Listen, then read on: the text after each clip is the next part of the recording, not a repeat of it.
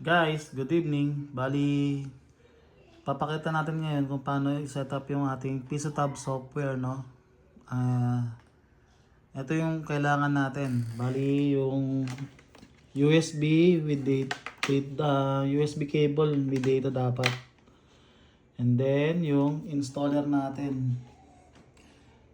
And nagbigay ako ng download link. Pag dinownload nyo yan, yung laman. Yung mismong PisoTab software natin ito. Tapos yung installer. And then ito yung tablet. Bagong reset, hard reset.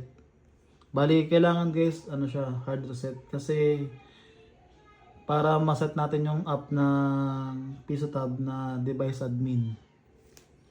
Kasi pag hindi siya na-set ng device admin, may mga functions doon na hindi gagana na kailangan ng privilege ng device admin. So ganito guys, pagka meron kayong existing na tablet, i-hard reset nyo muna, factory settings lahat. Tapos open nyo, tapos pag nandito na kayo sa display ng ganito, sa startup, ngayon, ang gagawin natin sa tablet na to is sa setup lang natin, pero hindi natin siya lalagyan ng Google account o kahit ano. Start natin. Start. Yan. Tapos, skip lang to. Yan. Tapos yung mamimili siya ng saan siya kukonect. Setup offline. Pili natin. Yan. Tapos, continue. Yan. Tapos, next lang ulit. Basta guys, wala kang isa-setup. Skip mo lang. Skip anyway. Ayan. Tapos more. Tapos accept. Ayan. Ayan yung importante guys. Tapos kapag nasa home screen na kayo, punta kayo ng settings. Tapos hanapin nyo yung about tablet. Ito guys, ginagawa natin to para ma-access yung developer option. Sa ibang tablet, di ko lang alam paano pero halos lahat naman basta Android. Hanapin nyo lang yung build number, tapos tap nyo ng 5 beses.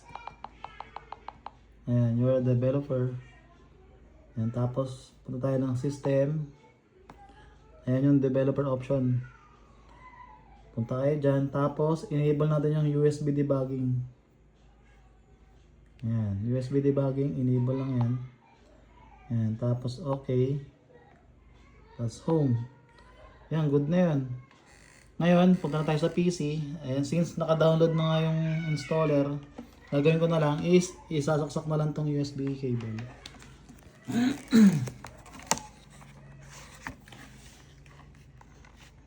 Sasaksak natin. Ayan. Ayan. Tapos always allow this computer, allow. Ayan. Ayan guys wala pa yung mismong niyan, yung PisoTab software. Wala. Bali, install natin siya dito. Ngayon, yung sa binigay kong link, download nyo na lang, tapos extract nyo. Pagka-extract nyo, ito yung laman nun. Wag nyo gagawin is kakopy tong APK file. Tapos mano-mano nyo ipapasok dito sa tablet, tapos dito nyo i-install. Huwag nyo gagawin yun kasi kahit ma-install nyo yung software, yung PisoTab software, hindi siya magkakaroon ng sapat na privilege para ma-access yung admin device. No? Bali, kaya natin to ginagawa through USB cable para ma-set yung PisoTab software as device admin nung tablet para makokontrol niya lahat. Ganun. So, double click mo lang to. Ayan, lalabas yan dyan. Ayan. Ayan. Tapos kung nag-success na yan, success, app installed and device owner set. Tapos press any key to continue. Ayan. Ayan. Ayan na guys. Ayun na yung app natin. Ayan. So So wala pa siyang mga apps kasi hindi pa natin nasiset. Unang-una natin gagawin is connect muna tayo sa internet.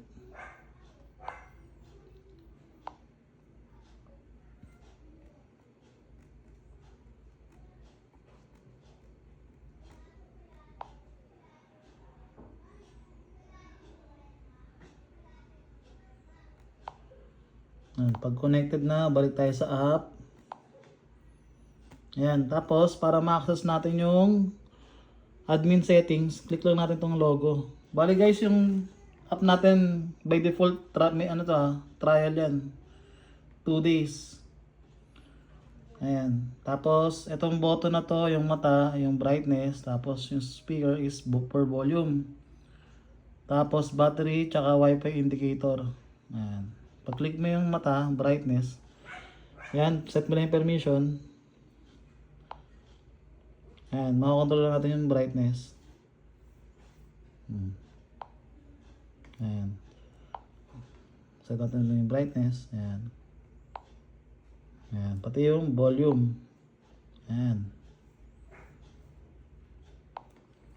Tapos, pasok tayo ng admin. By default, ang password nito is admin123. Admin123. Ha? Ayan. Admin123. Tapos login lang tayo. Bali ayan yung features niya. Kiosk mode, tapos auto logout. Ayan. Kapag nag-time na yung tablet, nag-lock screen na. Kunyari yung si customer naglalaro ng Roblox, automatic yung account na yun, madi-delete. Kumbaga, pag may bagong maglalaro, fresh uli yung Roblox. Kailangan uli mag-sign in. Tapos ito yung group account, yung group ng mga apps. Tapos lock screen, yung mag-display dun sa mismong lock screen, yung message. Tapos itong default, yung admin access password, pwede mong palitan. Tapos itong background app limit, depende kung ilan yung gusto mo. Kunyari, sorry. Since naka-kiosk mode tayo, hindi nila ma-access diba yung yung itong button na to, yung recent. So, ang gagawin na itong app na to, kunyari, select natin sa 3. Every time na mag-open si client ng application, tapos pag na-limit na, kunyari, pangatlong app na, tapos mag-open siya pang-apat, ang mangyayari is, i-close na itong launcher natin, yung pinakalumang app na unang binuksan, para makapag-free up tayo ng CPU tsaka RAM. Ganun yung mangyayari dyan. Tapos, select lock screen, pwede nyo palitan yung default, up to 3 images, tapos nag-i-slide yun, slideshow. Tapos, ayan, pipiliin mo kung ang apps yung tatanggalin natin kung ano apps yung pwede mag-auto logout. Ayan. Tapos, itong select apps, kung ano yung mga makikita ng client, ano yung lalagay natin na apps dun sa home screen. Kasi ito, mano-mano, pwede rin. Tapos, update. Tapos sa trial, tapos terminate app, reboot device, enter license. Yung license nga pala guys, 450 per tablet. Since trial tayo, 2 days yan, i-explore mo nila yung app. Tsaka may update na pala akong ginawa. Yung may settings na ako dito nilagay bago na set as home launcher. So try natin mag-update.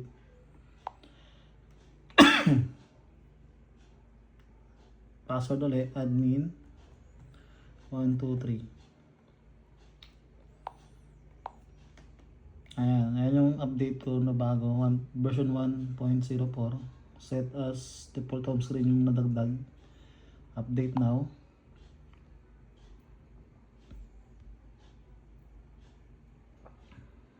Pag nag-install yan, nag-close yan eh.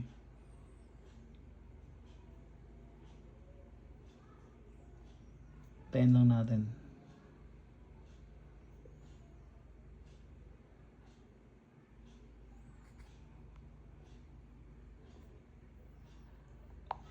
Hindi nag-close.